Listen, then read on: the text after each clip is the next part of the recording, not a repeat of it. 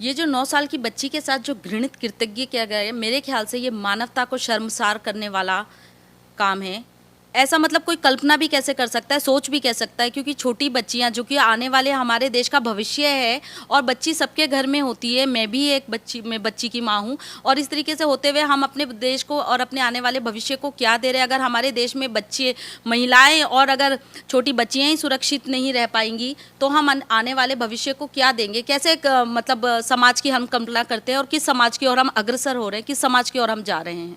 इसकी तो कल्पना करने से भी पहले, मैं सोचने से पहले भी मेरी रूह कांप जाती है। मतलब इतना घृणित कर्म कोई कर भी कैसे सकता है, और उसमें चाहे वो हिंदू हो या मुस्लिम हो, किसी भी जाति का हो। मुझको लगता है कि ऐसे व्यक्तियों के साथ शूट एट साइट का प्रावधान होना चाहिए कि जिससे कि आगे वो कभी भी ऐसा काम करने से पहले 10 बार सोचे और उनकी आत्मा और रूह तक कांपे कि इसका अंजाम क्या होगा। बिल्कुल बनाना चाहिए। मैं केंद्र की सरकार से भी मांग करती हूँ, और क्योंकि हमारे देश में सब कुछ पुलिस के हाथ में ही नहीं होता है, कानून व्यवस्था नाम की भी कोई चीज़ होती है। तो ज़रूर कानून में ऐसे बदलाव होने चाहिए, इस टाइप के कानून बनने चाहिए कि मुजरिमों को कुछ भी गुनाह करने से पहले वो 10 बार सोचे कि हम ये क्या करने जा रहे हैं और इसका अंजाम क्या होगा। हमारे घर में भी माँ, बहन और बेटियाँ हैं। देखिए, इस बारे में तो मैं ज़्यादा नहीं बोल सकती पुलिस वालों के बारे में कि पुलिस वालों की निष्क्रियता, क्योंकि पुलिस वाले काम करते हैं, अपनी ड्यूटीज़ करते हैं। दिल्ली पुलिस 24/7 काम करती है, लेकिन दुख और जो मुश्किलें होती है वो कभी किसी को बताकर नहीं आती है। लेकिन ये जो हुआ है ये बहुत ही हम लोगों को चिंतित करने वाला विषय है।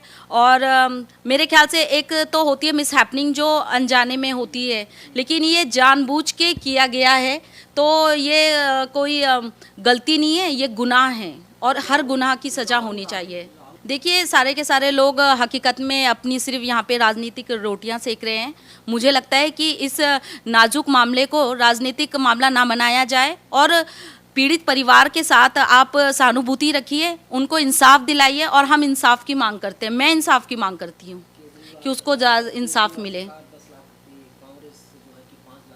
देखिए, पैसों से किसी का जो जिसने खोया है ना, कभी भी किसी चीज़ की जो क्षतिपूर्ति होती है वो सिर्फ पैसों से नहीं होती। हाँ, हम उनको थोड़ी सी आर्थिक सहायता प्रदान कर सकते हैं, लेकिन जिसके घर में वो बच्ची गई है, चाहे वो अमीर के घर में से गई हो या गरीब के घर से गई हो, हम किसी की भी हानि, क्षतिपूर्ति जो है हम बच्चे की, इंसान की पैसों से नहीं की जा सकती है।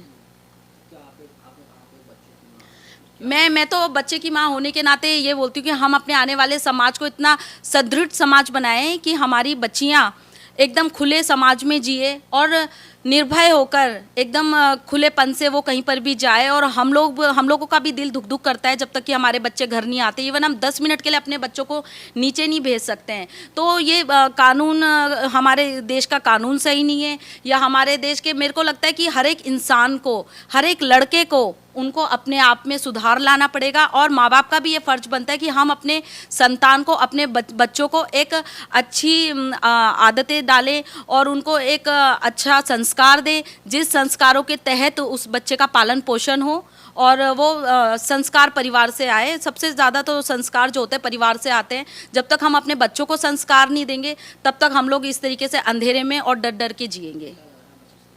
जी, ऐसा है कि बचाने की कोशिश हमारे भारतीय जनता पार्टी के हिसाब से तो मुझे नहीं लग रहा कि हम लोग, तो हमारे आदरणीय प्रदेश अध्यक्ष आदेश गुप्ता जी भी वहाँ पर गए, उन्होंने सुध लिए। जबकि केजरीवाल जी का कर्तव्य बनता था, दिल्ली के बेटे होने के नाते, दिल्ली के राजा होने के नाते उनका ये फ़र्ज बनता था कि वो जाए, उस परिवार की सुध ले। और उनके होते हुए, मतलब अगर दिल्ली में इस तरीके का कृतज्ञ हो रहा है, लोगों के अंदर डर ही नहीं है, तो मुझे नहीं लगता कि उनको रिज़ाइन दे देना चाहिए। क्योंकि मैं बोलना चाहती हूँ, जब जड़ ही खोखली होगी तो क्या पत्ता हरा होगा? ना राजा का भला होगा, ना प्रजा का भला होगा।